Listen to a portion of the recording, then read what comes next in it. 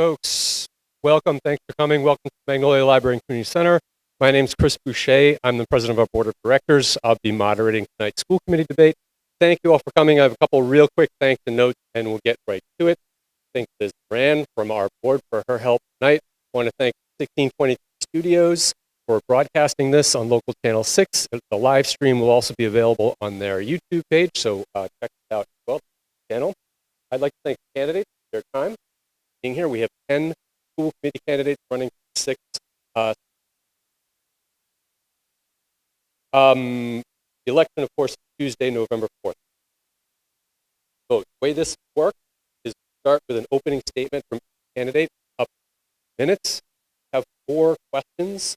One question from employee of the Gloucester school system, one from student, 2 that have been sort of crafted with community input from our board.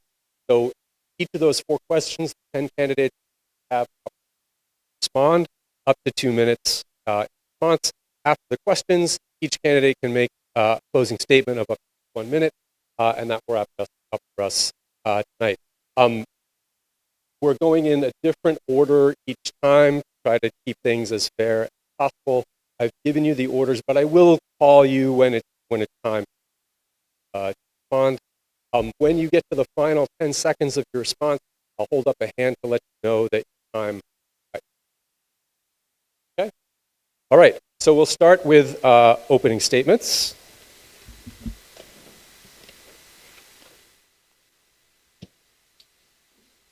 Oops. And Andrea Liakis will give our first opening statement. I'm originally from Danvers, and I married into the Gloucester community. I'm a proud parent of 2 students, a 7th grader, and my son is a freshman at Gloucester High School. I hold bachelor's degrees in music education and musical theater, a master of education, and a certificate of advanced graduate studies in educational leadership. I have 20 years of public school teaching experience, spending the start of my career in Peabody, and the last 18 years I've been the choral and drama teacher at North Andover Middle School. As an educator, the past 5 years have felt like 100. The needs of the students are more diverse and constantly evolving. The way information is presented and taught is different. The expectations placed on teachers is different, and the ways family engage is different.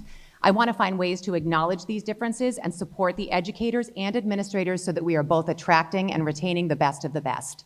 The burnout rate and general sense of exhaustion myself and my colleagues have felt over the past few years is significant, and it isn't something that can be resolved over a weekend. In my career, I have been a union representative, and this past year, I successfully negotiated a 14% increase in stipend contracts during a budget crisis for activities and athletics. I've spoken at many school committee meetings in support of what I believe is best for students, their families, and for educators. I have been involved in the Gloucester community in my roles as former cheer director for GYF, PTO co-president at East Gloucester and East Veterans. I am currently the PTO president at O'Malley. Getting involved is not always easy, but by getting involved, I have been able to meet new people and form connections with educators, leadership in the schools, students, and their families. I am committed to always finding ways to positively impact the community I call home. I believe that the students who feel connected to school are more successful in school. Families who feel more connected to our school system will partner with the schools and invest in our schools, and we will all benefit from that. Thank you. Thank you. Laura Wiesen. Children who attend Gloucester Public Schools, and I'm running for my 4th term on the school committee. Many people have asked me why I'm running again after the difficulties of last year. Today I was lucky enough to visit O'Malley for a brief midday band concert, and I was reminded again why I'm so committed to Gloucester schools and want to continue to contribute through my work on the school committee. I saw students' shining faces and listened as some of them explained that before band, they didn't really know where they fit in. I saw their trust and admiration for their teacher, the inimitable Carlos Menezes. And I saw how a community was coming together to make that program possible through the presentation of a generous donation to help fund the music program that is so important to so many. That's the goal of all of it, to serve students creatively, intellectually, emotionally, socially, to help them see ideas or instruments or tools or books or whatever it is that they haven't encountered before and that are all part of building a satisfying and fulfilling life. Budgets shrink and student needs continue to grow. And throughout it all, public education is an awesome responsibility. a responsibility to each and every student and family in this district to prepare children for the world they will inherit, to instill in them the possibilities that they can be whatever they choose to be. I've served on the committee through COVID, through budget cuts and reduction in force, and last year, most devastatingly, through the teachers and paras strike. I've learned that every single adult involved in our schools cares deeply for the students and the project of education, and we need each and every one of us to make this amazing project work. We in Gloucester still have a lot of work to do to make our schools the best they can be. We've made important improvements in curriculum, special education, and a sense of belonging, but there's still more work to do. That's why I'm running again, to bring my experience and my dedication as a parent, community member, and school committee member to the awesome responsibility of public education. I'm number 2 on the ballot. I hope you vote on That's November time, 4th. please. Thank you. Melissa Teixeira. Good evening. I am Melissa Teixeira Prince. I was born and raised in Gloucester, attended Gloucester Public Schools, and graduated from Gloucester High School back in the 1980s. My educational background includes a paralegal degree, a bachelor's degree in business management, and I graduated from law school and passed the bar in 2007. For the past 32 years, I've been employed at the Gloucester District Court in the Clerk Magistrate's Office as the office manager. I am married to retired firefighter Jay Prince. I have a granddaughter, Emma, who is a junior in high school, and my driving force for wanting to be involved in improving education in the Gloucester Public Schools. While I was in law school, my studies focused on juvenile law and First Amendment rights. I learned to be a very strong advocate. As a school committee member, I feel it's my responsibility to be a conduit between families and the school system and advocating for the needs of all children. I respect and create a lot of relationships with stakeholders involved. I believe relationship building is very important when you're trying to make progression in a school. I have very established relationships with city council members, with many families in the district, and always have an open ear to parents and those stakeholders that want to speak to me about issues within the school. Again, I feel like I'm a very strong advocate for kids. I know there are matters in the school that need to be addressed and have been addressed over the years, and the trajectory is improving. And I believe that good work is done because of collaboration between the school committee and the educators in our district, and want to continue on that path to make outcomes even stronger over the next few years. Thank you. Thank you. Nas Taber. Good evening, everybody. My name is Naz Taber. I'm running for Gloucester School Committee because I believe that our community deserves a district that is that's built on trust, that practices transparency, and delivers results to our community. My background's in IT, but I do have a passion for public service. I served 6 years in the Army National Guard, where I learned the importance of community action and being there for people when they need you the most. I moved to Gloucester 2 years ago with my wonderful fiance, who teaches kindergarten at Beeman. And after work every day, we sit around the dinner table or we sit on our back deck and we talk about the schools. And we sit there talking hours sometimes, just ideas. And I think that's what we really need to do here. I think we need to get together. We need to allow the teachers to have a voice. We need to give them the resources that they need to succeed. I think our student outcomes are directly attributed to if our teachers are working at their full potential. And I think that we, as a school committee, unlock their full potential. So my priorities are gonna be to always be listening to the teachers, always listening to the community, taking in input, and making sure that we're working with that feedback. We want to make sure that we're being actionable and we're doing the right thing for our community. So again, we need to staff. We need to fill these positions that these teachers need, so that they need filled. And we need to rebuild that trust, especially after the teacher strike. I think trust is the number one thing we need to rebuild, and I think we can do that by listening to the teachers. I think with talking to our teachers, we can understand what we need to do. Oh, I'm sorry, Sorry. that's done. Thank you That's very okay. much. Thank you. Brianna Hodgkins. Hello, and thank you for joining us tonight. My name is Brianna Hodgkins.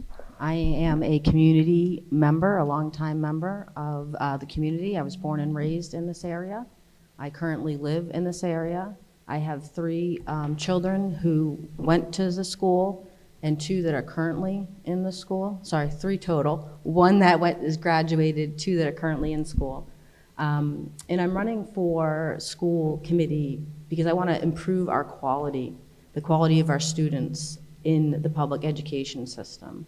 I envision an equitable education system that puts our students first. It's been proven that if our students' needs are met, that they can learn. And without having their needs met, they are unable to learn. So if we focus on giving students what they need first, then we can meet the needs of those students, then we can educate those students, and then we can support the teachers, the community, and the administration. As a candidate, I would like to focus on guiding the district towards these values to protect our children's. My experience spans over 30 years. I have a vast experience. I started my early years doing childcare, substituting, working through numerous avenues. I went to college. I have 3 degrees, an associate's degree, which I received my first year in high school. I also went and received my bachelor's degree and my master's degree. I currently work as a product line manager. My history for the past 15 to 20 years has been in finance. However, 4 years ago, I transitioned into engineering, and I've been working as a technical project manager. And now I've transitioned into marketing as a product line manager. So my vast experience will contribute well, leading the school committee into a successful new era of changing times. Thank you so much for your consideration. Thank you. Kathy Clancy. Hi, good evening. Thank you, 1623 Studios, for making this be accessible to so many people. My name is Kathy Clancy, and I've been on the school committee for a long time, before 2 new schools have been built, and before a lot of the improvements that we've seen in our schools. My son is a proud graduate of the class of 2022. Can't believe he's a senior in college already. He got a great education, and he knew what he wanted to do based upon the experiences he had in our schools. I started volunteering for the Gloucester Education Foundation even before he was in kindergarten, because I love their vision of making Gloucester schools one of the best in the state, and also the mission of providing innovative solutions to education and empowering teachers to do things that maybe the budget wouldn't provide, or a lot of state-of-the-art opportunities that our students deserve. And I think you can look, every grade level in our district and know what the Education Foundation has helped make happen in our schools. So I feel very passionate about public education. I myself went to a Catholic school, but I went in a small town, so it was just either did one or the other, and it was no, just a very simple school. As I say, I have a bachelor's in accounting, MBA in finance. My career was over 20 years in strategic management and financial management. So I bring a lot of experience on the business side of things, which I think has been really helpful in a lot of tough budget times that we've had. I'm grateful that in more recent years we've had better funding through the Student Opportunity Act and some prioritization of school funding. Obviously, we still have work to do in terms of advocating at the state level for more, because our students have needs that require a lot of support, and we want to be able to provide that. So thank you. My time is up. Thank you. Heather Daigle. First, I'd like to thank the organizers of this event and the Magnolia Library for hosting us tonight. This is my first ever debate, so I'll be honest, I was definitely a bit nervous. Many of you already know me, but for those who don't, my name is Heather Daigle. I was born and raised in Gloucester. I attended East Gloucester School, Fuller, O'Malley, and graduated from GHS in 1996. I now have 2 daughters attending GHS, and I couldn't be more proud to raise my family in this community. I love Gloucester, and I love our school system. I truly want to see it thrive. Over the years, I've volunteered for many local organizations, including serving as the chair of Discover Gloucester and member of North of Boston Visitor Bureau. I currently serve as a vice chair of the Affordable Housing Trust, and I'm involved in Cape Ann Business Alliance. In each of these roles, I started as a new person, but I've always brought a strong willingness to learn and never afraid to ask questions. That's exactly the approach I plan to bring to the school committee. Professionally, I'm a local realtor, but before that, right out of high school, I worked as a preschool teacher at the Little Red Schoolhouse for nearly 10 years. During that time, I earned my lead teacher certificate and worked closely with children with a range of behavioral diagnoses. I was trained by Furlough School's Early Intervention Program, and that experience gave me a deep appreciation for behavioral science. With so many of our COVID kids now entering middle school and high school, I believe we need to prioritize supporting their social and emotional development. These students miss crucial formative years, especially the peer-to-peer learning that happens naturally through play. We need to meet them where they are and help them succeed. If elected to school committee, my top priority will be to rebuild a respectful, collaborative relationship between our educators and administrators. Only through that kind of partnership will our schools and our students reach their full potential. Thank you. Bill Melvin. Yes, good evening. My name is Bill Melvin, and I am a candidate for re-election to a seat on the Gloucester School Committee this November. I currently serve as the vice chairperson of that committee. Over the course of my 4-year tenure on the committee, I have held positions on the Building and Finance Committee, the Programs Committee, and I have been the chair, vice chair, or committee member for 8 different district negotiating teams during the 2024-2025 school year. Notably, I led the negotiations for the district during last year's teacher strike, which resulted in a ratified contract. For those unfamiliar with me, I'd like to provide a brief introduction. I was born and raised in Manchester and graduated from the Manchester Public School System. Upon graduation, I entered the United States Army, where I served proudly and honorably. Since leaving the Army, I've spent 30 years in the industrial manufacturing world, both in an operations and sales capacity. For 32 years, I've resided at the same residence on Western Ave in Gloucester with my wife, Beth Ann. We are the parents of 3 accomplished graduates of the Gloucester Public School System. Each of our children successfully completed their high school education and subsequently pursued higher education, graduating from college on time and earning the degrees in their chosen fields.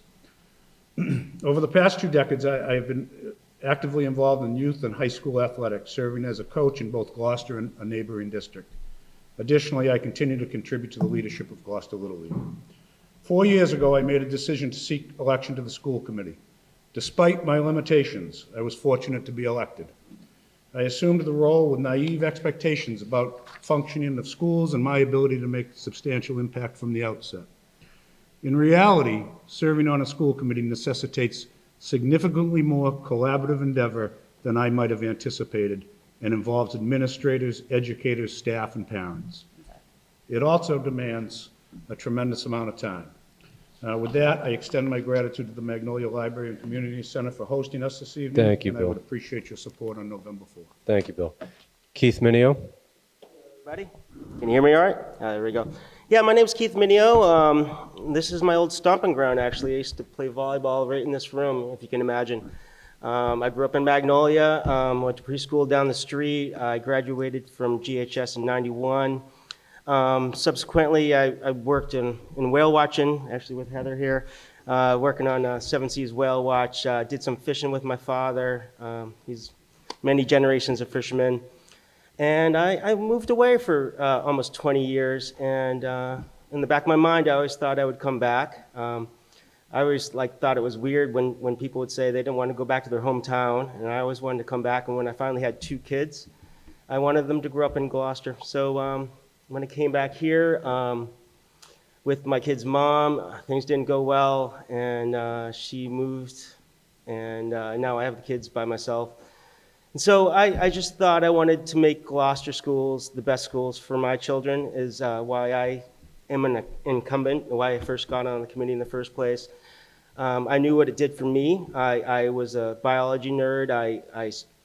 I forced my way into advanced biology and then went to Clark University and place out of 101 thanks to Mr. Walsh and his tutelage, if anyone knows Mr. Walsh, the football coach. And, I didn't do much with biology, but when I went to California, I worked in the performing arts music venue. Its mission was to propagate and preserve traditional music, and I also worked at a preschool cooperative as a teacher's assistant where my son went, and that was a great experience for several years there. And then when I came back here, I just had to, give back to the community that I grew up in, and that's why I'm on the committee. And I just want to quickly say that, it's been frustrating times for everybody. It's even frustrating for us on the committee, especially when test scores aren't where we want them to be, and we've got a lot of work to do, and I hope to have your vote in November. Thank you, Keith. Jeremy McKean? Hi, I'm Jeremy McKean, and I'm running for re-election to the school committee.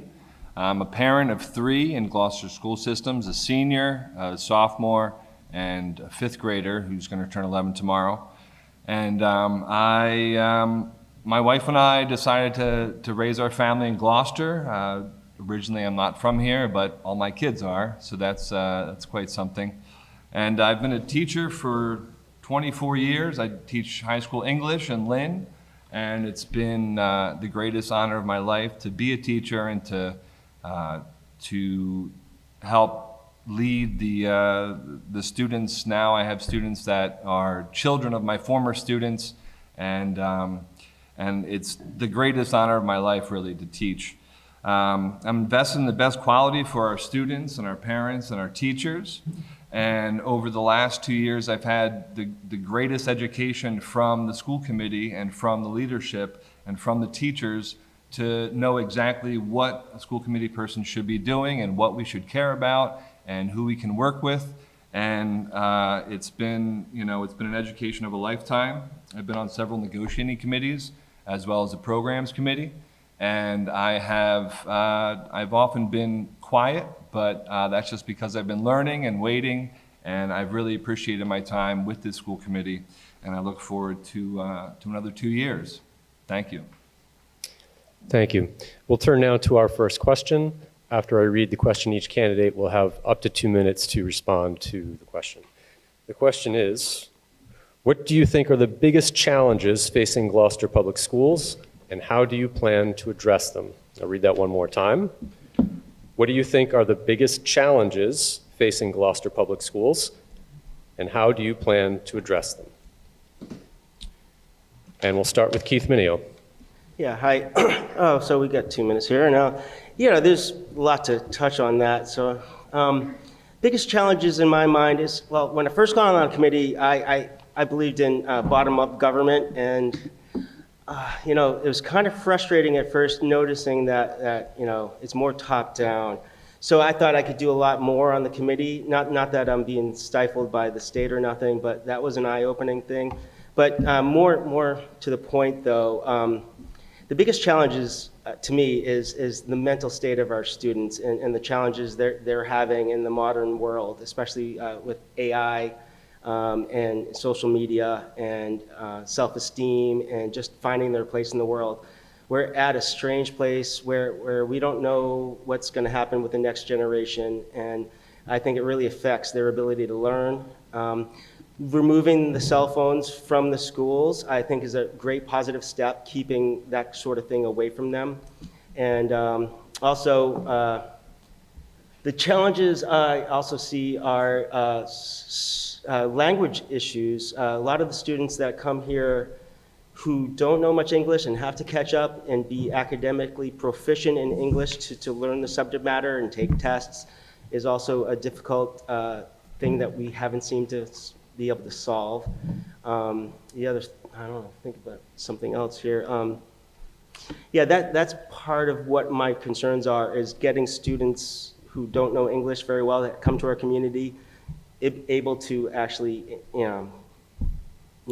integrate into the school system where they can excel. Oftentimes they come to us behind several grades, and it's how do we catch these kids up while keeping them in the grade level for their age is another challenge I see. Yeah. Thank you, Keith. Laura Wiesen. So we have a lot of challenges. I think schools, public schools have a lot of challenges across the Commonwealth and across the nation. The three that came to mind as the biggest challenges for me were learning and achievement, the sense of belonging, which is something we talk about a lot, like having the pulls, being, wanting to be at school versus being pushed away, and mental health, which is a huge issue in our district and in the country. I think we've started to work towards deepening learning and improving achievement through curriculum, there's a new working group, which is staff, and it's led by staff, and there will be one school committee member on it, but looking at what's going on in Gloucester Public Schools, where are the learning gaps, and how do we reach them, right? We talk about listening to teachers, and so teachers are leading the way. One of the things that, mental health is obviously huge for the district, and devices and social media and all the things that come around that have been a huge, huge issue. So I'm the chair of the program subcommittee. We made a new policy based on removing cell phones from the classrooms. That's not going to be enough. This is a big community-wide issue that we're going to have to get families and everyone involved in. As a parent, I know how addictive these devices are and how much they impact our students' mental health. So, those for me are the three of the biggies. They're, could go on and on, but I would say those are my three, those are the three I would think about. Thank you. Melissa Teixeira? Oh, thank you. I think if you ask anybody in this community what one of our biggest challenges is, the response seems to be student achievement and why our scores aren't comparable to our surrounding communities like Manchester and Rockport. That is something that has stuck with me since the first time I got on this committee, which was many years ago. How do we improve, and why, with all the efforts that our district has taken, either through school committee, through administration, through educators and family assistants getting involved, why aren't our scores going up? Every year, we put more resources in the classroom. We know our teachers are burnt out, and rightfully so, especially since COVID.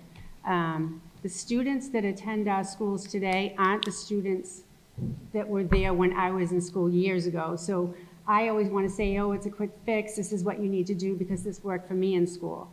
The students that come to school today have been infiltrated with social media and now AI coming. They can't believe what they see. They can't believe what they hear.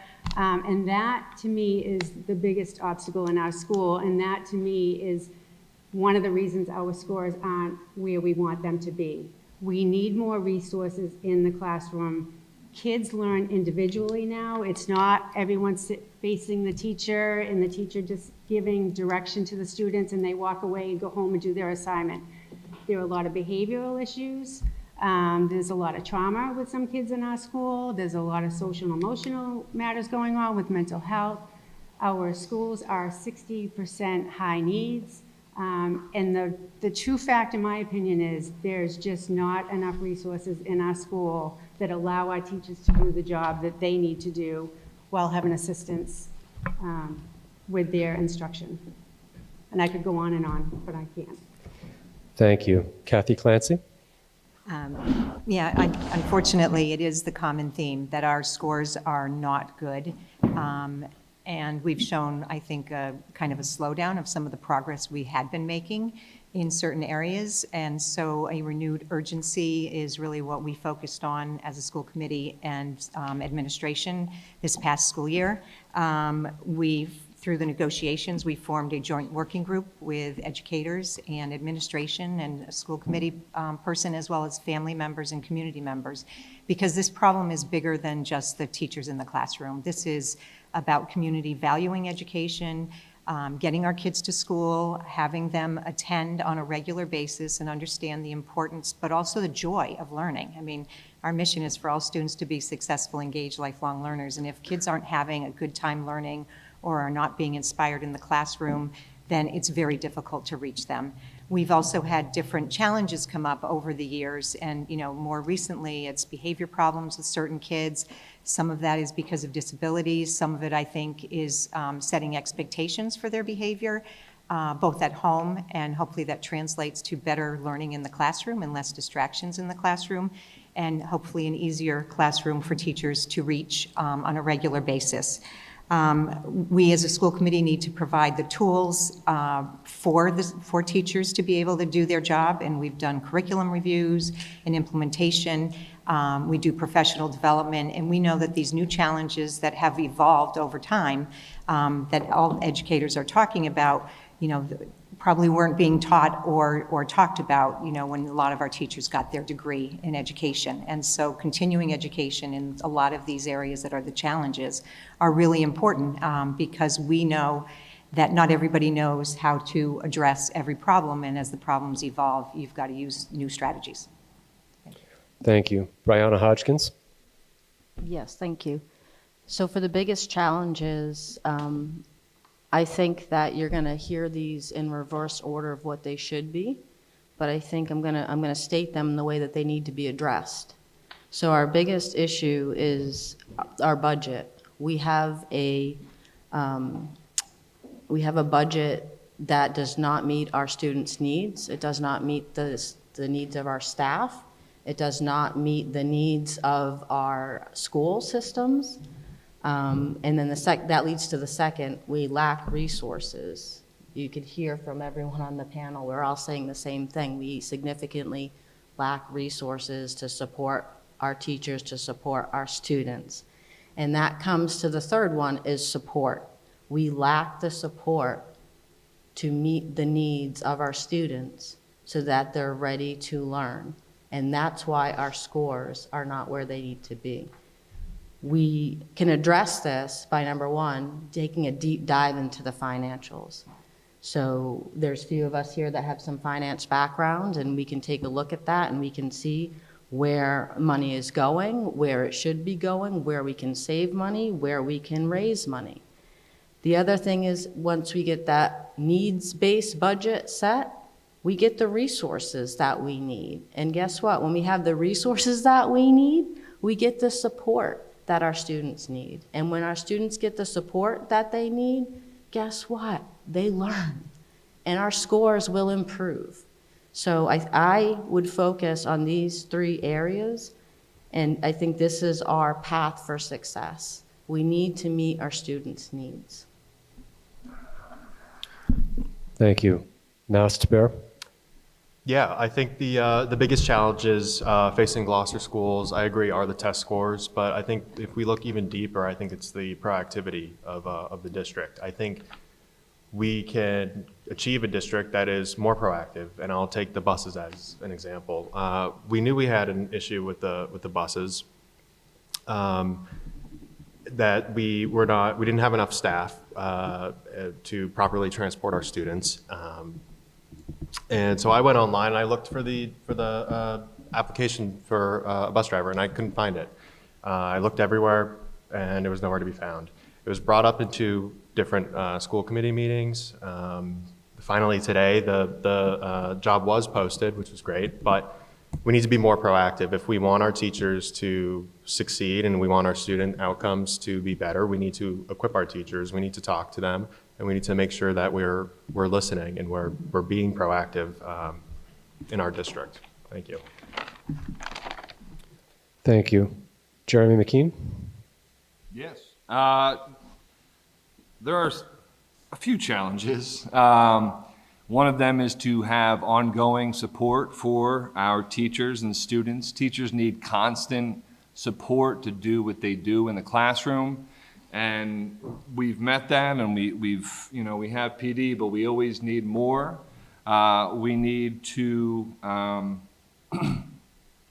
consider AI. That's one of the things. We have a programs committee where I'm hoping our next task is to tackle AI, which has taken over the world, taken over some of my students' essays and how they take notes and how they learn, and also to make sure that IEPs are being met, that students are getting the services they need, and that our students are seen. I mean, that's the one thing, is to be that kid who isn't seen in school and whose needs may be overlooked. That student is always on my mind. A teacher who is burnt out, or a teacher who's on the edge and just needs some sort of support, whatever that may be, that teacher's on my mind. Inclusion is another thing that I want to see working pre-K through 12. It's been working in the elementary schools, and I've been an inclusion teacher for 15 plus years, and I've had wonderful educators in my classroom that have helped me meet students' IEPs and 504s and bring, somebody's thought they were saying no to me, telling me to stop talking. So there's the whole range of issue, and that's the whole point of the school committee, is to provide for the students and the teachers and the parents, and that's what I hope to do and continue. Thank you. Heather Daigle. So I'm going to go with staffing. I think that there should be, and this starts off from bus drivers all the way up to school psychologists.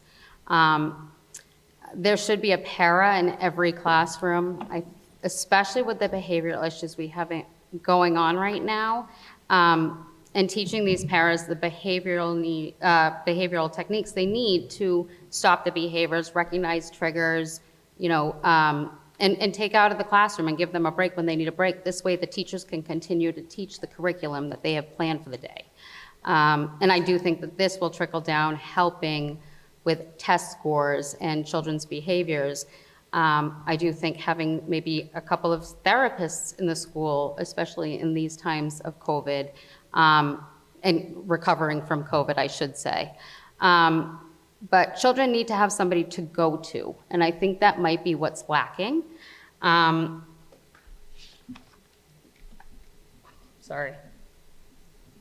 I think that's it for now. Thank you. Thank you. Andrea Liakis. One of the areas that is concerning to me is special education costs, the rising costs of out-of-district placement and all of the transportation costs that are associated. I'm not sure why we're not looking at ways to improve our special education programs and becoming the district that where other cities and towns are sending to. I think we need to be looking at what types of needs our students have that require them to be outplaced, and strengthening our own programs. I think we also need to take a deeper dive into seeing at what age are we sending kids out of the district. If we're sending a first grader out, Gloucester is on the hook until they graduate from high school, and in some cases, until they turn 22. We have to do better there. And a secondary item to that is that I believe that our special education students and their families have a right to feel like they belong in their own school community where they live. I don't believe that we should be sending our families and our students to other districts to receive services that we could and should be providing if we would invest in those resources. Another big item of mine is strengthening Tier 2 intervention services. My own daughter was a recipient of Tier 2 intervention services throughout elementary school, and they were invaluable to her. But I don't think that Tier 2 interventions are strong enough here in the district, and not only are they not strong enough, it doesn't matter how many resources you put into a classroom if you are constantly pulling an educator out. You cannot operate with fidelity if you do not honor the time and the people in the room. My last soapboxy moment is concerns about student behavior at O'Malley in particular. I work with middle school students. They are the funkiest bunch of kids, and they make crummy choices. But we have got to model appropriate standards of behavior. We have got to be consistent, and we have got to have clear expectations for them and their families. I think this is an area where we need to do a lot more work with the community. Thank you. Thank you. Bill Melvin? Yes, the problem with going last is that I have absolutely zero original thoughts left to share, but I think some of the stuff's really been already said. Improve student learning, improve the test scores. I think it's a more nuanced problem than meets the eye. It's not a simple linear, our students aren't doing well enough. There's a bunch of factors that go into that, and I think sometimes that's missed. But it's certainly important, and it's certainly something that we need to focus on. I think someone mentioned the joint working group that came out of the strike with a bunch of different stakeholders to look at improved student learning and to report back to the school committee on their findings is a step in the right direction and something that we can kind of hang our hat on.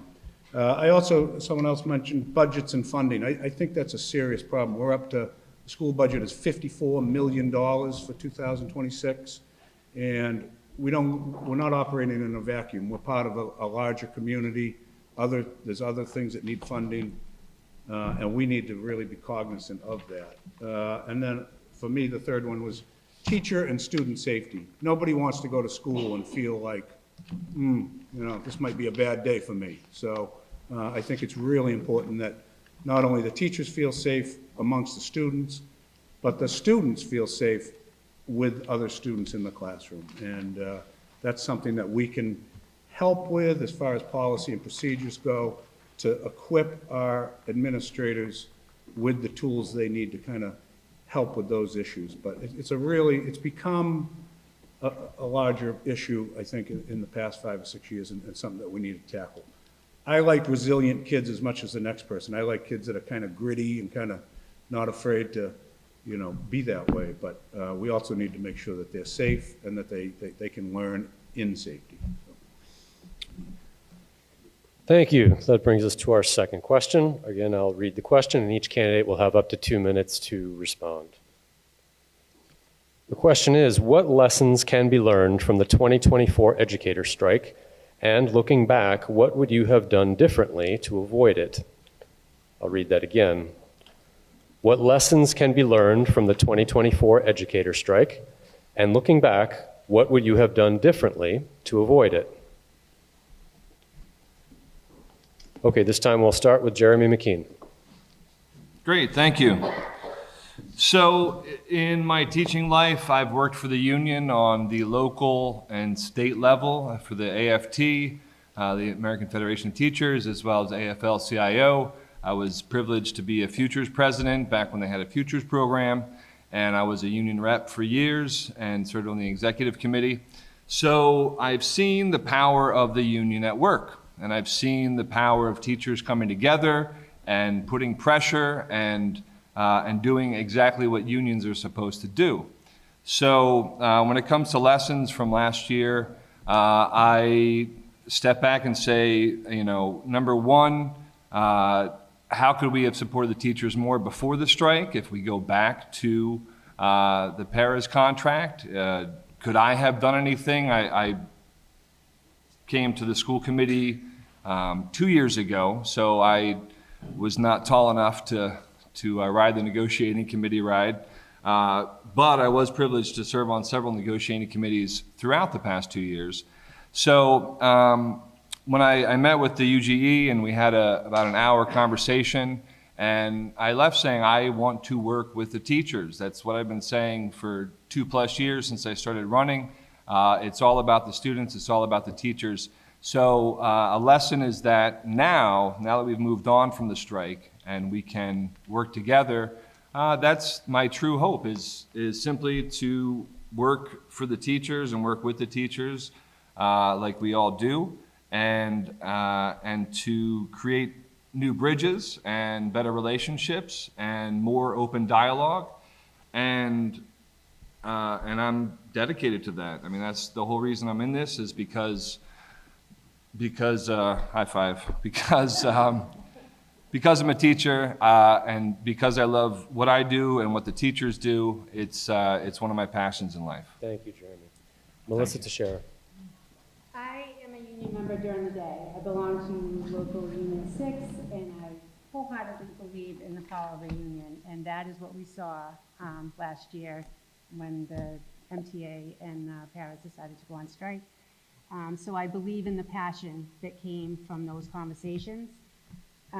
What we learned from that strike, I would say, is one thing I took away is after the fact is learning how important it is to keep kids in school, because the kids not being in school was detrimental to their learning that year, and absenteeism that came afterwards was not helpful.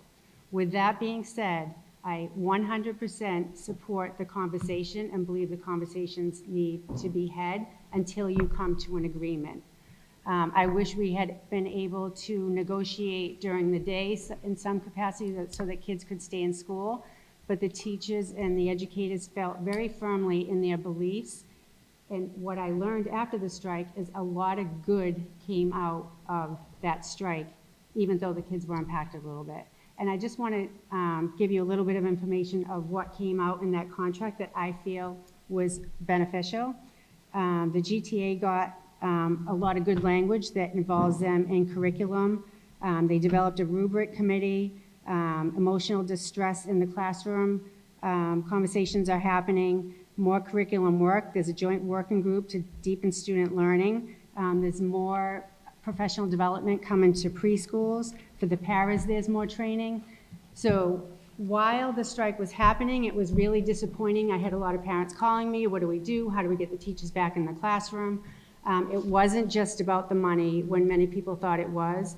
But the response from the community in giving us pressure to settle the contract was very helpful. What I would do differently, have the conversations until you come to a good conversation while keeping kids in school. Thank you. Brianna Hodgkins?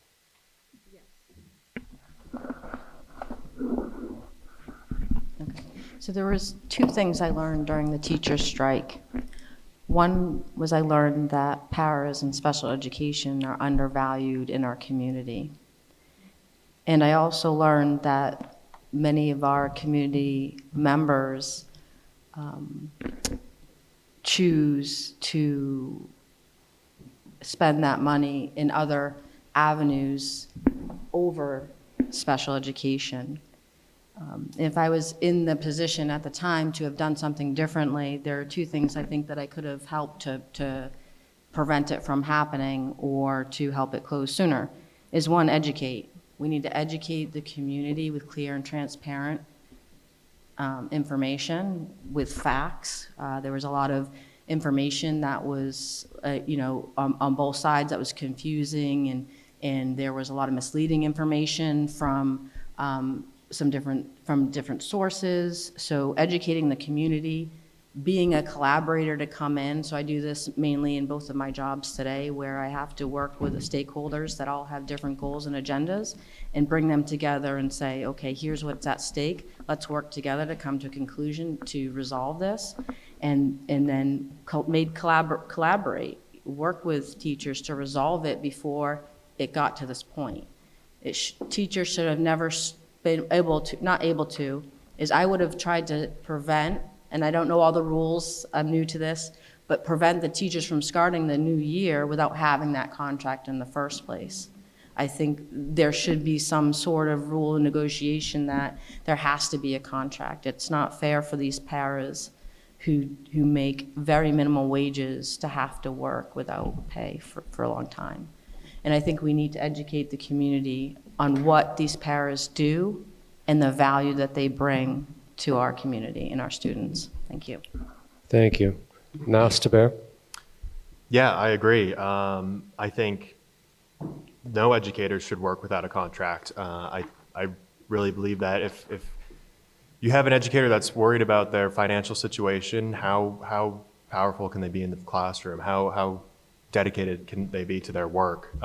So I think it's very important that something like this never happens again, and that happens with working together, creating a real partnership between the union and the school district, where we're continually improving benefits, continually improving your wages and your way of life so that you can focus on the classroom. And then when we get to contract negotiations, we already know what we want, and we can easily get there, and we don't have to go on strike and have our students and our community suffer. So I think just building that partnership, rebuilding that respect with our community and with the union, I think is paramount and super important. So thank you. Thank you. Kathy Clancy? Yes, I was on the negotiating team, not for the paras, but for the teachers, and then we ultimately came together doing both during the strike. And one thing I've been thinking about is this idea that there was a lack of respect, and to me that comes down to better communication, because we all are on the same team for our kids. We all believe in Gloucester Public Schools. We send our kids there. Our kids graduate. I volunteered in the classroom for the first 6 years of my child's education. And to say that we don't value and don't understand what's going on in the classroom is really not accurate. And things have changed and there's more challenges, but that does not mean we don't care. And it does not mean that we don't empathize with the new challenges that our educators have been facing. We try to put resources there. The strike was really disruptive, and the one goal that I feel very strongly about, and Melissa had said, is we should be negotiating when students were in school. We had COVID. We know the negative impact of COVID. There's a reason strikes are illegal, and that's because our schools are the most essential thing our community can do for our kids.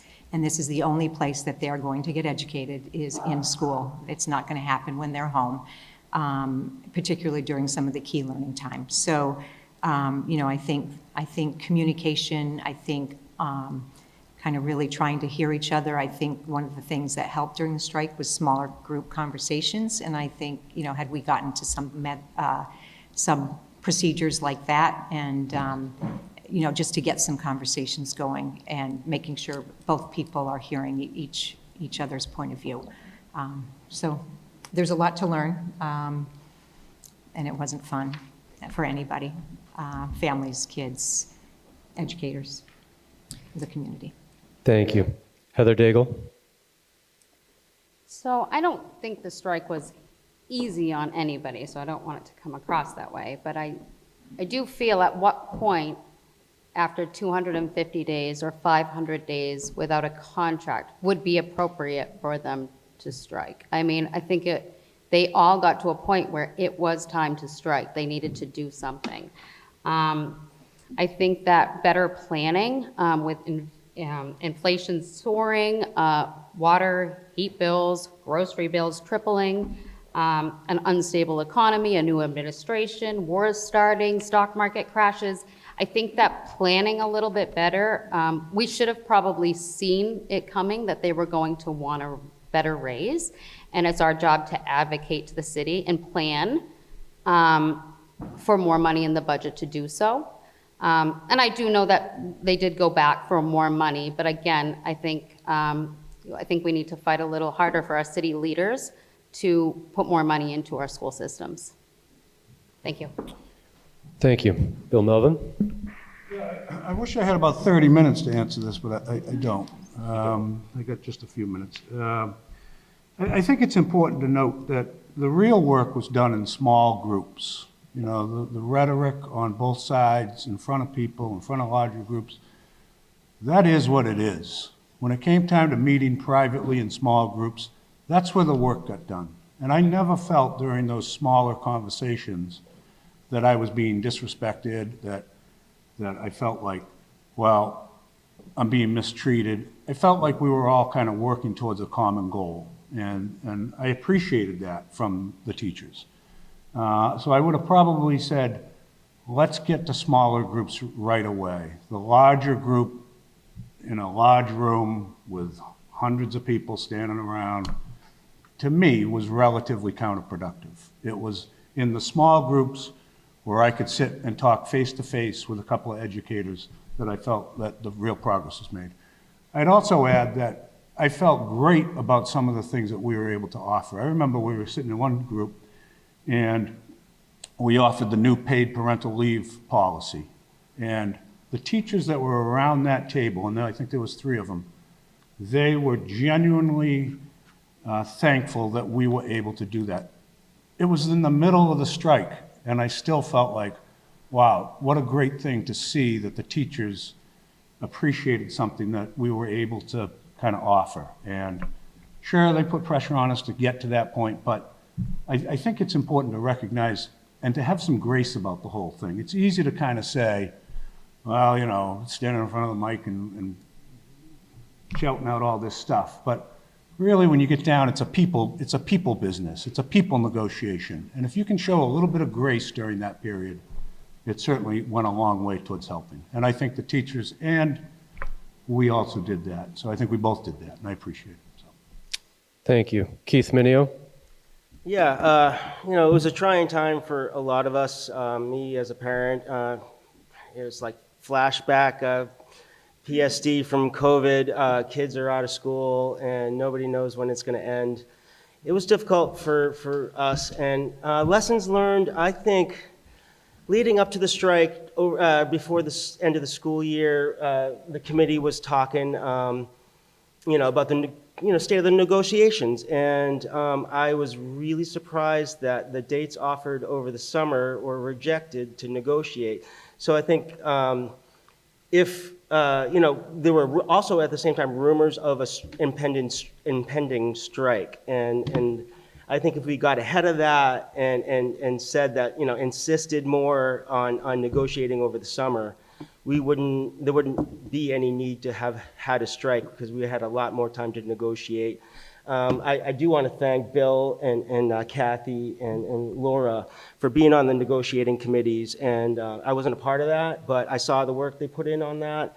You know, they gave up weeks of their life and gave up their professional careers to dedicate to that process, and I felt it was negotiating under duress. So I got the agreement put in front of my lap, and I know that you know, our kids legally have to be in school, and I felt like I had to make a decision, and I was forced to vote for a contract I had no part of because we had to get our kids back in school.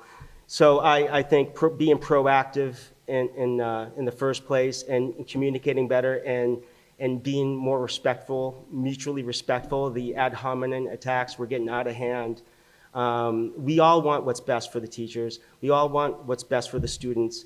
I'm a parent. A lot of the people here are parents, and everyone on the committee wants to give the moon to the teachers. It's just being fiscally responsible is what we're charged with doing. Thank you. Andrea Liakis. I think it's really important to remember that the teachers were not responsible for the COVID shutdown. I think that's really critical. They are two different events that just happen to happen within 5 years of each other. And both are unfortunate, but teachers were not responsible for the COVID shutdown. I think that the strike was certainly challenging, but it also showed me how valued the teachers are in this community and the paraprofessionals. Just driving down the boulevard every day, seeing them there, seeing kids standing with them, hearing cars honking, was sort of inspiring for my children. I know that it was challenging as a parent and as a working educator myself to make things work. I fully supported their need to strike. I feel like contract deadlines exist for a reason, and people on both sides of the table should be able to negotiate prior to a contract expiring. If the paraprofessional contract had been settled, the teachers would have had trust that their contract would have been settled in a way that was fair and appropriate. I feel like Gloucester has a history of kicking the can down the road. To echo some of the sentiments that people have set up here, we need to be much more proactive.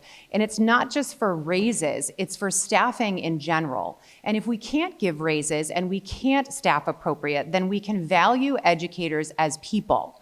And that is how we treat them and how we speak about them and to them.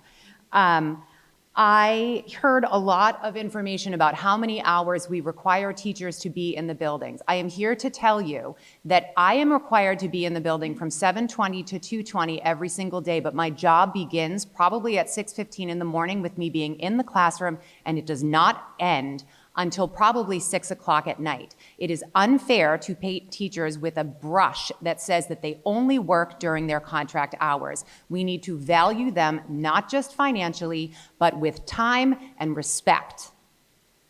Mic drop. Thank you. Laura, thank you. Laura Wiesen. So I was on the Paras team and I was on the GTA team. It was among the worst things I've ever experienced in my life.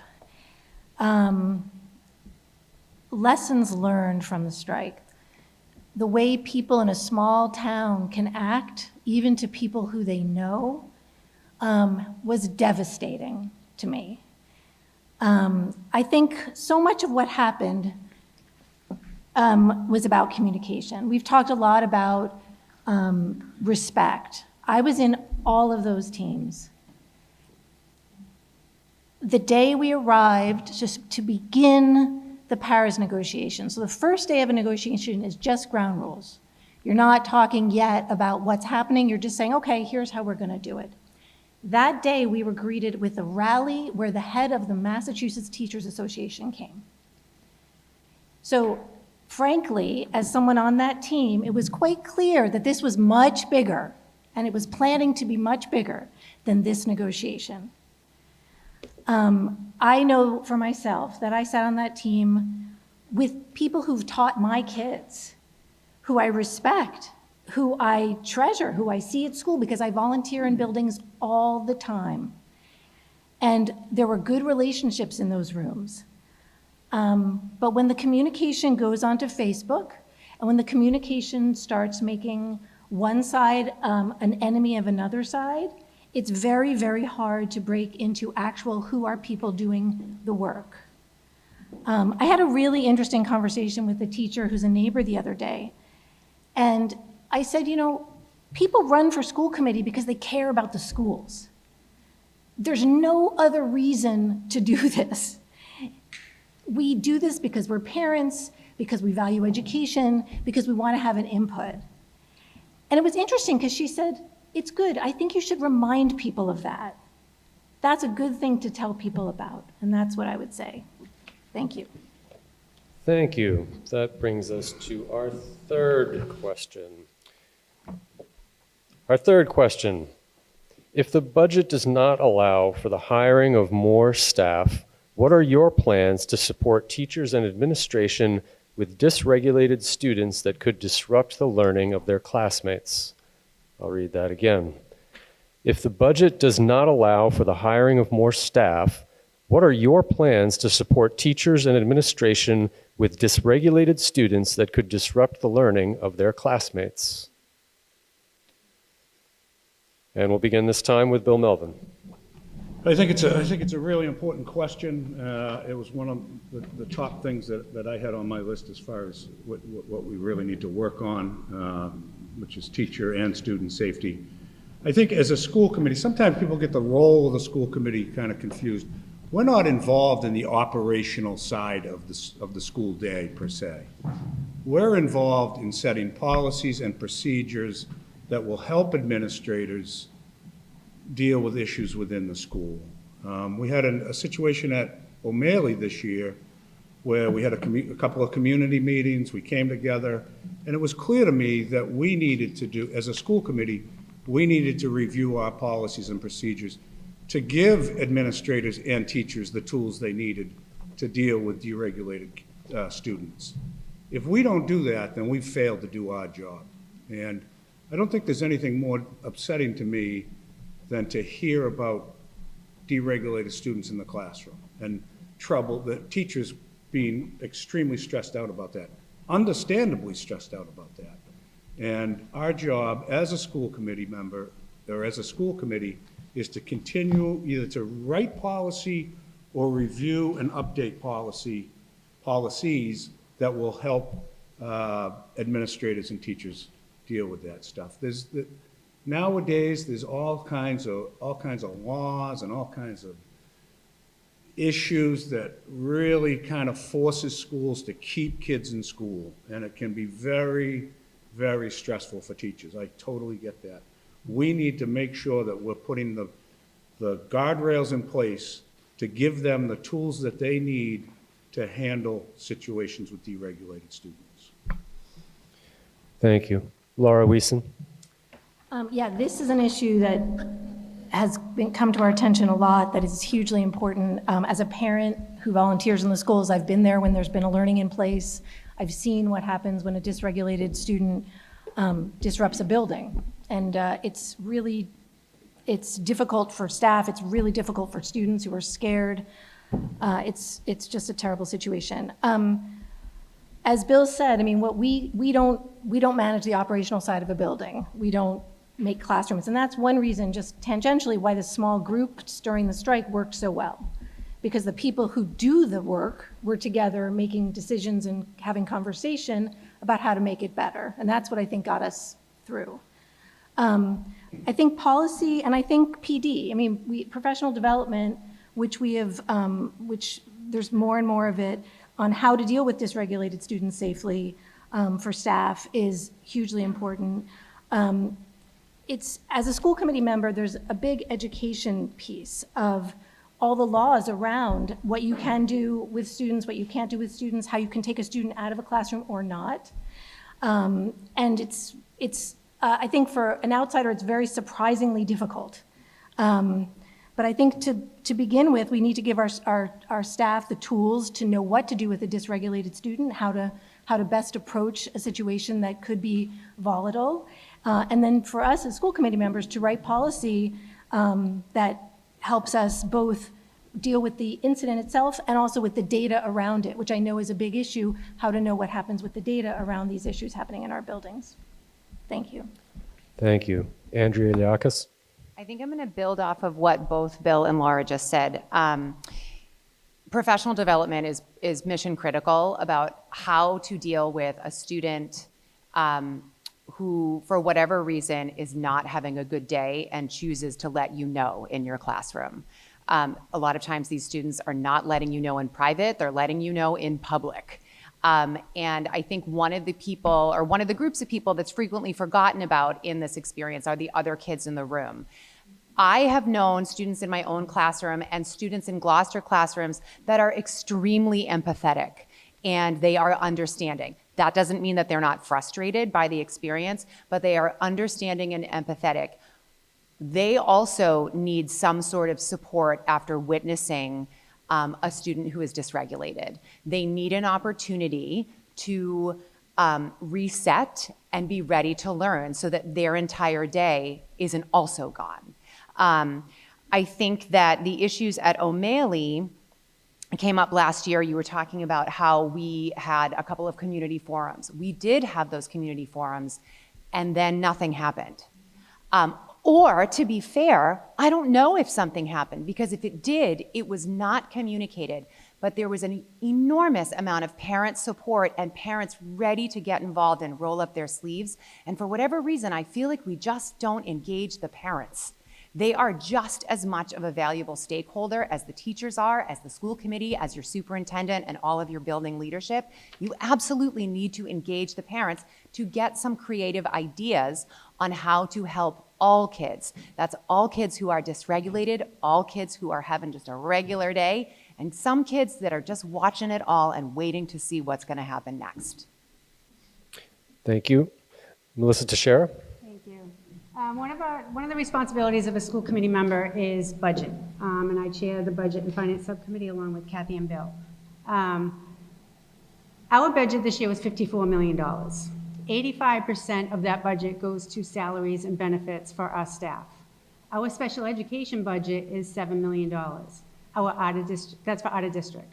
Our out of district transportation is about $1.2 million.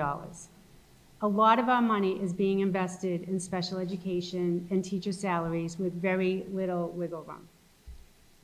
You've heard tonight from all of us what we think the response is to improve education, and that is more resources in the classroom. What I can tell you is we all want that. Our budget does not support that, and that's why it's not happening.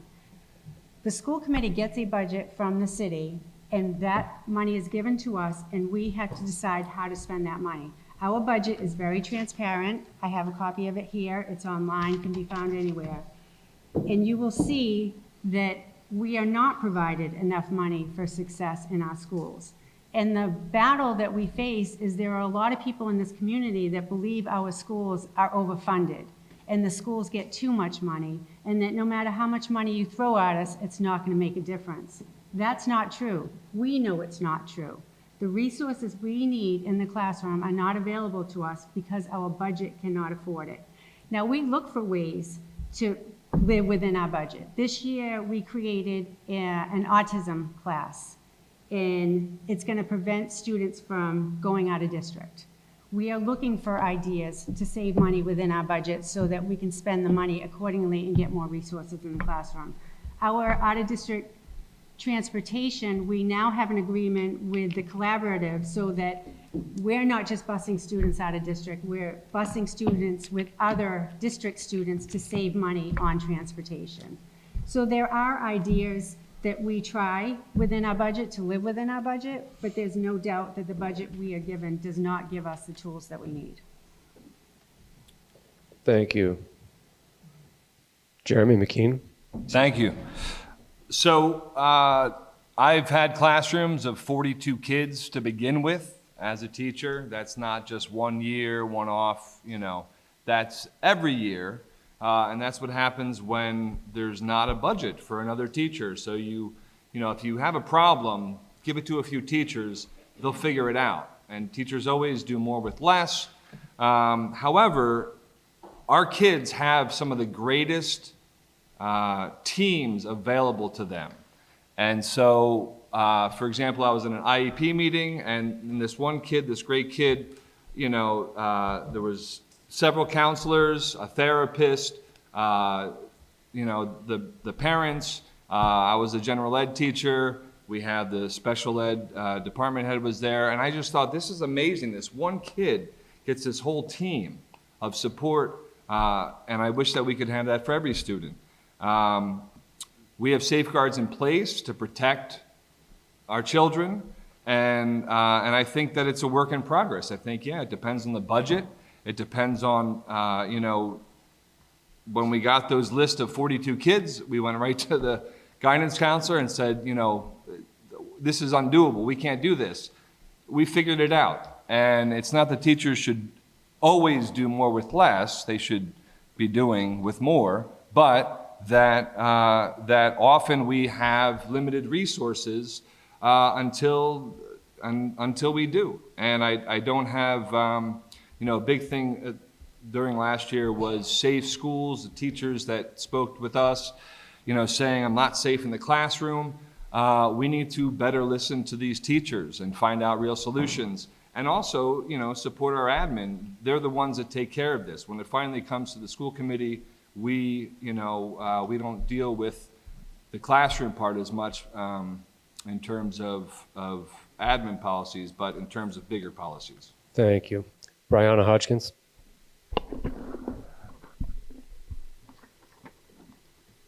Yes, thank you.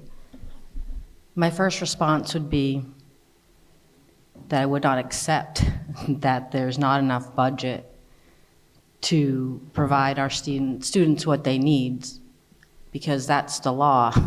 That's the law. Most students with these behavioral issues have IEPs. And if their IEPs were being met, we wouldn't have these behaviors. If we had the resources to support these IEPs, we would not have these issues. So no, we should not accept that the budget does not allow a needs-based budget. Assuming that goes nowhere like it went nowhere last year, there's a couple things we can do. One, we can collaborate. We can work with the community. We can go to the senior care homes. We can go to single stay-at-home parents or people willing to come in and be support in the school, have a presence, positive presence in the school to help guide, to give help to the teachers, to the parent and the admin. We could partner with the YMCA and do a share program where we could share resources with them, because their resources have to go through the same criteria as some of our resources. We could look to educate our teachers, right? As we've heard here, the way teaching was done years ago, apparently it's very different nowadays. And guess what? It's gonna get very different really soon with AI. So we could look to educate our teachers, give them the tools and the resources to know how to support situations that get out of control if there are no behavioral support staff available. We could also use good peer supports. We could have children in the classroom who maybe have a sibling or a brother, use them to help and support the dysregulated students. And then we should also use therapists to help the children of the other kids in the room. Thank you. Thank you. Heather Daigle.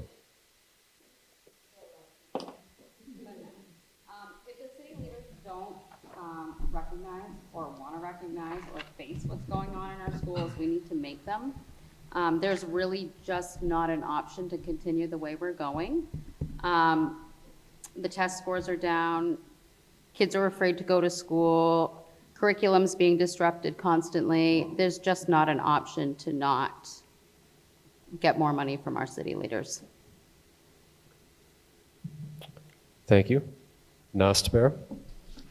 Yeah, I believe that there are two different things that, other than adding more staff, that we can do to handle this issue. I believe that's teacher training. Make sure that we have proper PD for our educators and paras. If they want to become safety care trained, I think we should let them and encourage them to do so. I think our teachers should be trained in de-escalation techniques because they are the first ones to respond to these students in the classroom. And then, like Andrea said, I think parent involvement is super important. I think that if we do have disruptive children in our classroom, they need to become a priority, not just for the teacher, but for the parent as well. I think we get them involved in the process, and we come up with creative ideas to hopefully curb their behavior. We should focus on restorative discipline instead of punitive discipline, because I think in our schools every chance is an opportunity to learn, and I think discipline is no different. Thank you. Thank you. Keith Minio? Yeah, thank you. Yeah, I got a lot of thoughts on this, but I'll try to make it quick. I seem to be running out of time, and here I go again. But, the question is about whether we don't have the budget. So if we don't have the budget, I've been advocating, as in my position on school committee, for positive peer influence. I think a lot of the heavy lifting can be done with that. Having, say, a student group, in particular O'Malley, where it seems like growing up, in adolescence, going through puberty, seems to have these issues with discipline where you're testing your boundaries. Not unique to us, of course. It's just that age group, and it's really difficult without the staff in place to address it. So I think we can do a lot with positive peer influence, different groups, maybe tutoring groups for students that are struggling, just setting an example for other students of what's acceptable in the classroom, and also empowering teachers to have the ability to effect disciplinary actions and having the administration having their back in that. I heard complaints about teachers not having the support from the administration in their particular schools. So I'd like to see revisions in the school policies. We do vote on the policies that are recommended to us. And as far as restorative justice, we've been doing that for a while, and I think maybe we have to rethink how that's used. Punitive, kids react to consequences, and I think kids need to know there are consequences. Slogans, banners, I've seen that in the schools. Kids are gonna not see those after a while. They won't respect those. In professional development, I know paras are I think doubled their professional development, especially because of safety issues. And there's a lot more to do in community outreach, like Heather, I think somebody over here was saying, I forget who, but YMCA. Thank you. Yeah. Thank you. Kathy Clancy? Okay, so I'm going to focus on what you said is the term dysregulated, which are students that actually have a diagnosed disability in terms of their behavior, not just acting out in a classroom, because the two are very different things. During the strike, we came up with, because special education and these issues of safety and how we were reaching kids were really important, we came up with forming behavior teams, behavioral-based teams, both at the district level and at the school-based level. They include administrators and educators so that things can be talked about and so that learning can happen both within a school, but also if something is working, it can also be communicated on a district level. As I said before, we don't know all the answers. The superintendent doesn't know all the answers. These problems are not, they're just coming, at a much higher rate than they used to. And so it is really a much more significant issue for everybody to deal with in a collaborative way. I will say that the professional development schedule is, for the most part, done on a collaborative way. So things like safety care training and things like that, are definitely on the agenda, and it is being done. And if it's not reaching certain people that need it, then those conversations need to happen between the superintendent and those people that collaborate on the educator side.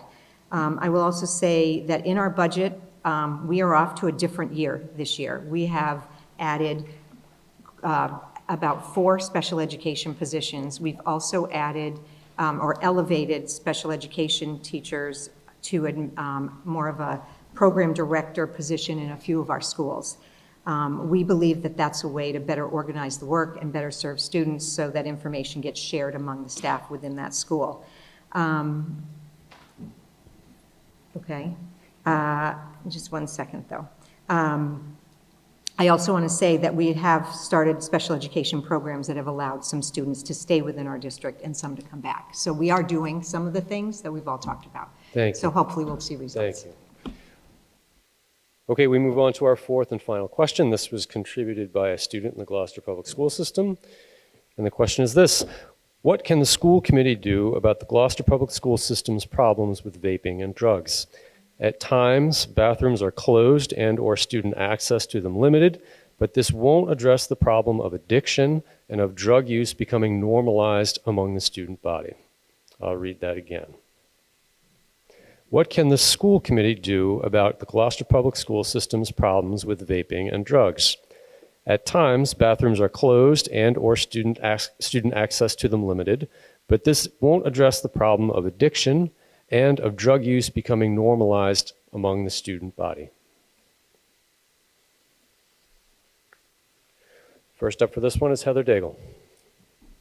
So I think that, again, it's giving funding to drug education to the students, having maybe some of the teachers that the kids look up to help educate them on what the issues are and starting these drugs or making it more of a cool thing for the kids not to do it, but also having more presence in the restrooms or in the play yards, making sure that the students are not sneaking off to a corner somewhere to vape or do drugs. I think that would be the best place to start. Thank you. Bill Melvin. Yeah, I think it's a great question. I wrote down that part of our responsibility being policies and procedures, but that's kind of, I don't want to say it's empty, but I'm not sure it addresses the issue. I think we can encourage the administrators to hold assemblies to talk about vaping and talk about the issues associated with vaping in schools. I think that anything we can do to engage the community to help kind of educate our students with regards to drug, alcohol, vaping, any of that type of stuff is going to be helpful. There's no silver bullet with regards to these kind of issues. It's prevalent throughout our society, and I think our job is to just kind of create an environment where other people, probably not going to be the school committee, but other organizations can step in and help kids understand the dangers of that. So. Thank you. Andrea Liakis. Bill, you and I are on the same wavelength. I think when you close the bathroom, you just punish the person that actually has to go. It's not really punishing the kid that's going to go in there and vape. I do think that we need a little bit more drug and alcohol education, probably within the curriculum, but I wish there was more peer-to-peer education about these types of struggles. I don't know if we have any sort of stipend position for that type of initiative, but I think it would be really valuable. Kids do respond to each other much more than they will respond to adults. And I think if you have a kid who is a leader, who is able to, who maybe has some social clout, who is able to communicate the dangers of certain extracurricular activities, you will have more kids that will buy into that idea. I also think we need to engage the parents a lot more about what they allow and what types of conversations they're having with their kids about making safer choices. And then lastly, I think having any sort of enrichment programming that involves maybe addicts in recovery that maybe tell their story. I think those have been very powerful in my experience. I don't think having a bathroom monitor is a great use of someone's time. It's sort of just become a lazy, necessary evil at this point. And I think we need to get creative on how we're going to reach kids, but it might go beyond the walls of the school. Thank you. Laura Wiesen? Yeah, it's a great question, important issue. I think there's two parts. As a school committee, officially, as Bill said, it's sort of boring, but we write policy. And what we also do is sort of propose ideas and use our space to publicize issues. So on this issue of vaping, I know Gloucester Public Schools is working with the Gloucester Health Department. I'm part of the Regional Youth Prevention Network, which is health departments in this area who work with the schools. There was training, which I know school personnel around this area, the North Shore, were doing on mental health first aid, which was just identifying kids with issues. Andrea, to your question, we do at the high school have something called the Youth Mental Health Ambassadors, and they wear green bandanas as their sort of symbol. So it's more broad. It's a mental health thing, but it's a way to have peer-to-peer interaction. And I think, I know we have had some presentations where people who have, recovered from addiction have come and spoken at the high school, and it's been very, very well received. And that's been for students and for families. I think we've done some of those for families as well. We can always do more. And I also want to say Safety Day, which happens at the end of the year, and Officer Scola does. It's almost a little bit of, maybe it's a little bit of Scared Straight, but they show students what happens in a car if you're under the influence. And I think they always want to do that with seniors before they leave. And I'm not saying that's just one piece of a very big puzzle that starts at home. But I think there's lots of things we can do. As a school committee, it's not exactly, but we can always be advocating. Thank you. Thank you. Keith Minio? Yeah, a lot of the same points that I was going to bring up, of course. A lot of good ideas here. We do have a program in the middle school. It's called Health Class, I think, roughly speaking. My sons told me all about it, and they don't talk about, sexual health or anything like that. They only talk about vaping and drugs. And he tells me all about it, and he still tells me that he knows kids that do it. And I'll go back again to positive peer influence, but that's only going to get so far. So similar to Laura and I think Andrea as well, the Scared Straight program kind of vibe where maybe even a high school student who has struggled and recovered from it could come to the middle school and talk because they're in the community themselves. But, I'm thinking about the SNL skit. You don't want to end up in a van down by the river, that kind of thing. It's an age of exploration. There's only so much we can do. And as a parent, I talk to my son about this. I tell him that, what I think is, the folly of falling into this kind of group and these drugs that are going to hurt his mind. We have frank conversations about it, and that's the other thing is empowering parents to have the right information to advocate for their children to lead a healthy life. Yeah. Thank you. Kathy Clancy? So I'll go back to what I said to begin with about people valuing in our community, valuing education, and that message being one of those that is, becomes pervasive. And I think messaging around what behavior is acceptable or what is cool or not cool can help. I think just setting those expectations. But also we have a director of mental health in Amy Cam, who does a lot of work getting external partnerships. There's connections with all sorts of resources. So, there's a lot of people in the counseling department that try to identify problems. to hopefully counsel students and their families to get help outside. You know, at the high school, they have what's called a smart pass, so that students have to check out of their class. They get kind of, you know, timed on how long they're gone. So some of those are preventative. It doesn't necessarily change probably the desire or the want, but it is sending the message that it's not acceptable and we're not a forum for that in our schools. It is a big problem. I mean, every generation, I think, faces, you know, one pressure or another of behavior that is probably not the safest behavior, and they're not of age to be making those decisions. But we've all, unfortunately, had our own challenges, and our parents had their challenges. So the more we can do to bring external, you know, presentations, I think they're really powerful. We've had one on domestic violence in the past. We've had them on suicide. And so I think those kinds of efforts can reach a lot of people at the high school and probably should be done at the middle school as well. Thank you. Jeremy McKean? Thank you. One thing that I always go back to is kind of mantra among admin and teachers that it's all about relationships with kids and students.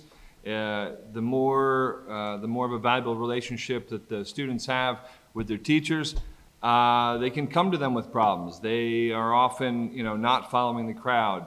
To have bathroom doors open and teachers sitting outside of those bathrooms, that is, you know, fearful that the kids will vape, and knowing that they're going to vape, I think it's not an end all. I think we have a system of restorative justice that we practice in Lynn, which sends kids to programs, which has its own steps of getting better and healing.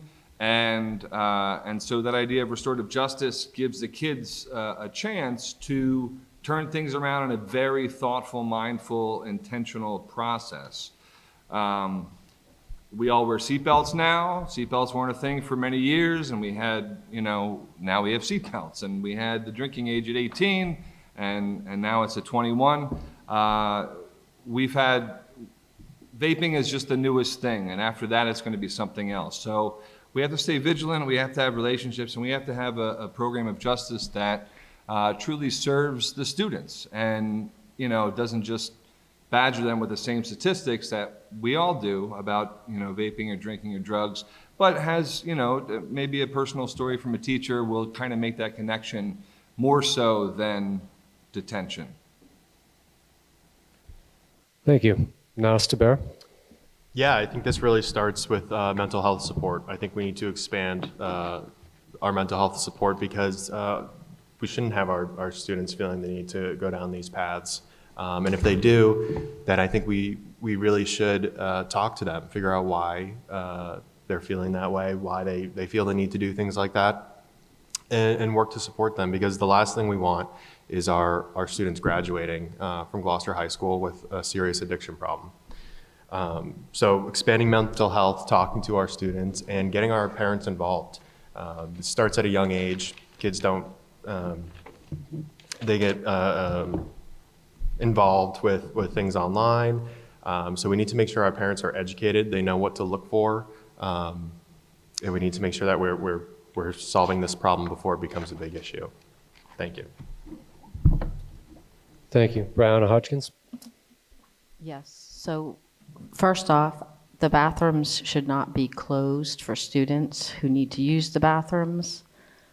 If we have to close the bathrooms, we should have hallway monitors. They don't have to be police or militant, but a presence in the hall, a positive presence in the hall, to be there to help and make sure things are going smoothly. Second of all, I think that our kids are getting into vaping and doing drugs earlier and earlier than we used to. So oftentimes, by the time that health class conversation comes, it's a year or 2 years after these kids are already doing this. So we need to be more proactive. We need to have these conversations earlier and often younger than we think we should be having these conversations. Again, I'll go back to where I stand with collaborations and partnerships. The Gloucester Health Department has previously supported us through some of the community events we had over the last year They have offered to do a partnership with us, and they could help come in and provide resources that could do trainings and things like that. Outside of the health department, I'm sure there's a lot of other resources that we could explore and look into. Again, positive peer relationships. We can have some positive peers that are held high in the community, and we could ask them to, get a stimulus or some sort of credit for stepping up and being that positive peer person in the room. So I think that there's a lot of things we can do to prevent the bathrooms from being closed, because I think that also sends the wrong messages to our students that we have a lot of bad students and we can't get into our bathroom and use our bathrooms. So we need to change that message. We need to be upfront and early and make collaborations and partnerships so that we could get additional resources to help us with these goals. Thank you. Thank you. That's it for our questions. We'll give each candidate up to, oh, I'm sorry, Melissa. I'm sorry, my mistake. Okay. Melissa Teixeira. So we're talking about vaping and drugs, which are addictions, and I'm going to say out loud, addiction sucks.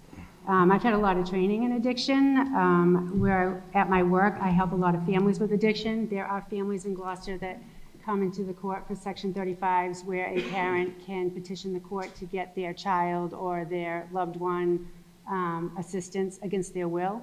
That is one of my responsibilities in this community, and I've established a lot of relationships and a lot of trust with families in this community because of addiction. In addition, I've also lost my son to addiction, so this is a true topic to my heart. But what I can say is, I took a recovery coach class with the Community Impact Unit, and through that class and other trainings that I've had, I've learned that when it comes to talking about either vaping or doing drugs, the person that is seeking help really wants to talk to somebody that has been in that position. I went through the class, I am not an addict, and realized after 6 weeks of my life, I wouldn't be a good recovery coach because I don't know the feelings of that desire. And I also want to point out, I am extremely impressed that the students brought up this as a question to us, because it shows that over the years, the stigma of asking for help with drugs and addiction to things like vaping is starting to go away a little bit, where they feel, where anyone who's in that position feels they can ask for help. We've come a long way in the last 5 years just for that, and I commend our students for this question. Like we've heard, we do have the mental health ambassadors, and there was talk about them attending the recovery coach class and bringing those experiences into the school so that students who have these issues can go to someone who's had training as opposed to trying to find a trusted adult or a teacher. We have brought in speakers that are in recovery, which I think make a huge impact. With regard to the bathroom, I know that we have a system in place where they have to get some sort of electronic key to go. The problem is once they're in the bathroom, you don't know what they're doing. Vaping, you can't see anymore. They have these little pens. No one even knows they're vaping. They do it right in the classroom. All I want to say is getting peer models is very important to the success of this topic in our high school, and we'll do anything to support that. Thank you, Melissa. Thank you. That concludes our questions. Okay, we'll give each candidate an opportunity to make a closing summary. Up to 1 minute, please. So these are brief, and we'll start with Naz Taber. All right. Thank you, everyone, for being here tonight. I just want to reiterate, the schools are really the heart of our community, and I think that we all need to work together to take care of them. I think we need to bring trust back to our schools between the union and the school district. We need to get our community voices heard, and we need to action those issues. I'll always make sure that our educators are supported, and we need to remember that the future of our society is in these classrooms every day, and we need to do everything possible to make sure that they are reaching their highest potential. Thank you. Thank you. Heather Daigle. Thank you all so much for being here tonight. What you'll get from me as a school committee member is relatability. I'm a parent just like many of you. I've lived the challenges of raising school-age kids during COVID. My 2 young daughters are still navigating the same struggles. I have a daughter with learning disabilities and anxiety. I'm a natural problem solver, and expert in conflict resolution. I will bring those skills to the table every day. I promise to listen to community members and to educators with open ears and an open heart, to represent your concerns and to work towards solutions that truly serve our students, teachers, and families. I'm excited to get to work, and I'm asking for your support to please vote for Heather Daigle on November 4th. Thank you. Andrea Liakis. During my career, I have built many different relationships with my students, my colleagues, administrators, and with families. I'm a strong advocate for fully funded and staffed arts programs, the need for better Tier 2 support systems, and the need for educators to have a seat at the table where decisions that directly impact them are being made. I have high expectations for myself, and as a result, I have high expectations of the people that I work with and for. I'm approachable, a great listener. I face challenges head-on, usually with a sense of humor. In order to do that, the first step is open communication with all stakeholders. Having conversations builds connection and trust. Connection and trust build community. A strong community working together creates an environment where our students can and will thrive. It would be an honor to represent the Gloucester community on this school committee alongside any of the folks at this table tonight. My name is Andrea Liakis. I am number 6 on the ballot, and I hope you'll consider voting for me on November 4th. Thank you. Melissa Teixeira. Again, Melissa Teixeira Prince, number 7 on the ballot, and I ask for your support once again, as I have over the years. I still have a very strong desire to advocate for kids. I am a voice of the community. I listen to parents, I meet with parents, and hear their frustration and bring those conversations to the table at the school committee level, which is where decisions are made. I feel like I do have trust with the community. I do have trust with some members of the MTA, I would hope, still at this point, because I do value them very much. And I'm hearing a lot about trust tonight, and it's sad that we say that. But I really want to continue the good work that's going on in our schools. There's a lot of collaboration that is going to come this year as a result of the new contract that we have with the teachers and the paraprofessionals. And I want to be a part of the outcomes where student outcomes are improved. So I ask you for your vote on November 4th. Thank you. Laura Wiesen. So one of the things about being a school committee member is there's a steep learning curve. You come in, and when I came in, I didn't know what Tier 2 was, right? Because if you're not an educator, you wouldn't know that necessarily. 6 years in, with 2 students who've now reached the middle school level, I've learned a tremendous amount about public education, about Gloucester Public Schools, and built really, really beautiful relationships with my children's teachers and with people I've worked with throughout the district. We've made important improvements. We've done really important work together, and there's still work to do. And I really, I feel strongly about bringing my experience, my dedication, my place as a parent and a community member back into the Gloucester Public Schools to continue to support them. It's for my children and it's for your children. It's for all of Gloucester to support these schools. So I am number 2 on the ballot, and I hope for your vote on November 4th. Thank you. Thank you. Bill Melvin. Yes, in closing, I'd simply like to say that I'm optimistic about the future of the Gloucester Public Schools. I'm optimistic in general, and I certainly sense there's a reason to be right now.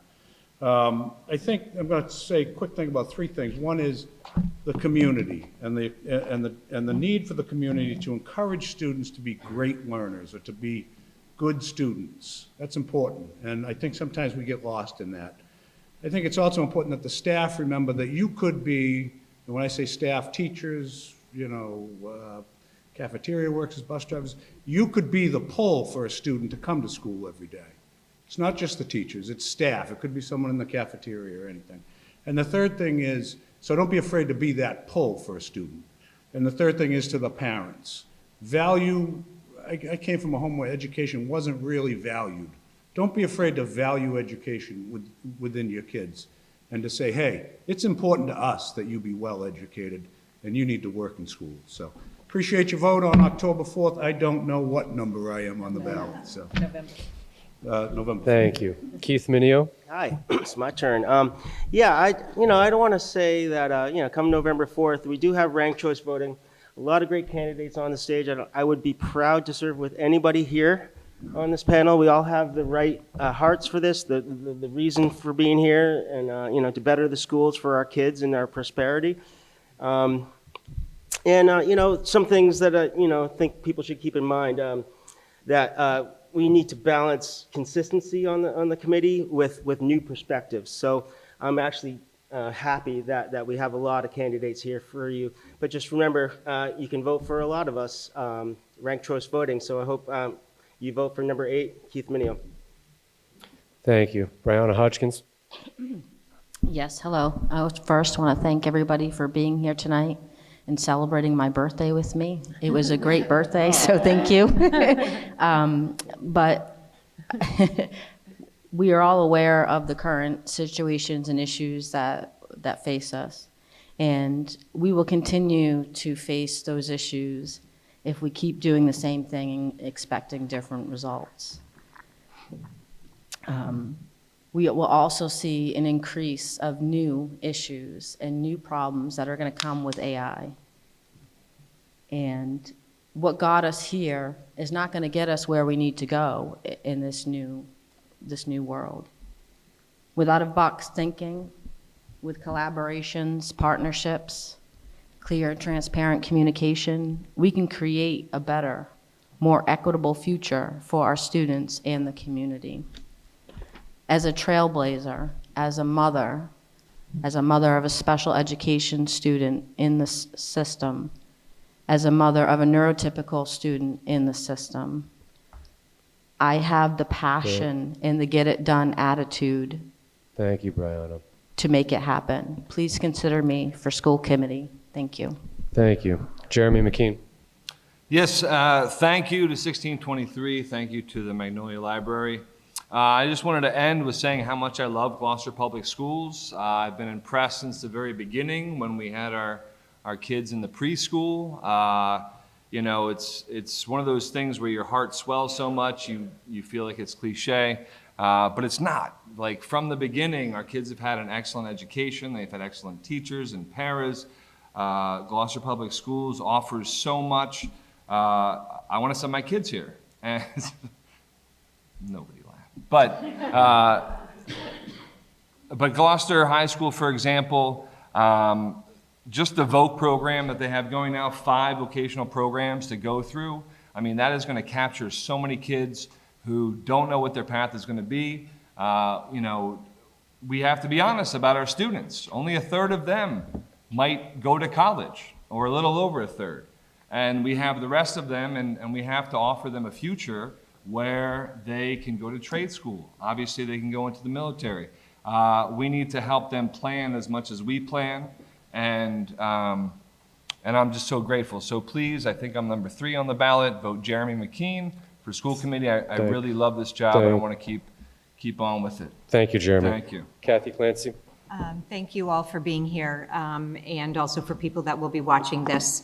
I want to direct everybody's attention to a presentation at the June 11th meeting given by Principal Cook about where our kids are heading to next year.